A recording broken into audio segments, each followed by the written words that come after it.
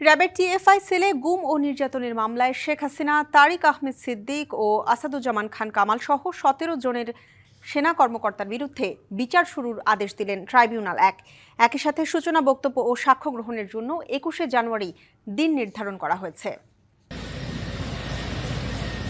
২৪ আগস্টে ক্ষমতাচ্যুত প্রধানমন্ত্রী শেখ হাসিনার বিরুদ্ধে অভিযোগ ২০০৯ সালে ক্ষমতায় যাওয়ার পর দীর্ঘদিনের শাসন ব্যবস্থা কায়েম করতে আওয়ামী লীগ গুমের সংস্কৃতি চালু করে সময়ের পরিক্রমায় বিরোধী মত দমনে বিভিন্ন আইনশৃঙ্খলা বাহিনী ও গোয়েন্দা সংস্থাকে ব্যবহার করে অসংখ্য মানুষকে গুম করা হয়, চালানো হয় নির্মম নির্যাতন। সেই সব ঘটনায় অভিযোগ দায়ের করা হয় আন্তর্জাতিক অপরাধ ট্রাইব্যুনালে। মঙ্গলবার ২০১৬ থেকে ২০২৪-এর গুম ও নির্যাতনের মামলায় শেখ হাসিনা, তারিক আহমদ সিদ্দিকী সহ সাবেক ও বর্তমান ১৭ সেনা কর্মকর্তার বিরুদ্ধে আনুষ্ঠানিক অভিযোগ গঠন করে বিচার শুরুর আদেশ দেওয়া হয়। এ মামলার সূচনা বক্তব্য ও সাক্ষ্য গ্রহণ করা হবে ২১শে জানুয়ারি।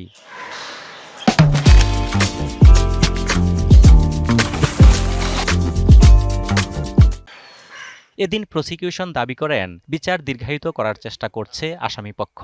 আসামিদের ডিফেন্সের নানা রকম স্ট্র্যাটেজি থাকে, সো এটা তাদের একটা স্ট্র্যাটেজি হতে পারে যে তারা এটাকে যথাসম্ভব দীর্ঘায়িত করে এটাকে প্রলম্বিত করার চেষ্টা করছেন, যেটা আমাদের আইনের যে স্পিরিট এবং আইনের যে সেকশন সেটা সম্পূর্ণভাবে বিরোধী। তবে আসামিপক্ষ এই অভিযোগ অস্বীকার করেছে। মামলা ড্র্যাগ করার কোনো ইন্টেনশন আমাদের অন্তত নেই এবং এটা কোনোভাবেই প্রমাণ দেখাতে পারবে না। আসামিদেরকে আমরা ডিফেন্স করছি, তারা নির্দোষ এবং নির্দোষভাবে প্রমাণিত হয়ে খালাস পাবে। এদিন বিচার বহির্ভূত শতাধিক গুমের মামলায় জিয়াউল আহসানকে গ্রেপ্তার দেখানো হয়েছে। এছাড়া ট্রাইব্যুনাল ২-এ আবু সাইদ হত্যা মামলা, আশুলিয়ায় মরদেহ পুরানো মামলা ও মাহবুবুল আলম হানিফের মামলার সাক্ষ্য গ্রহণ হয়। অজিত সরকার, ডিবিসি নিউজ, ঢাকা।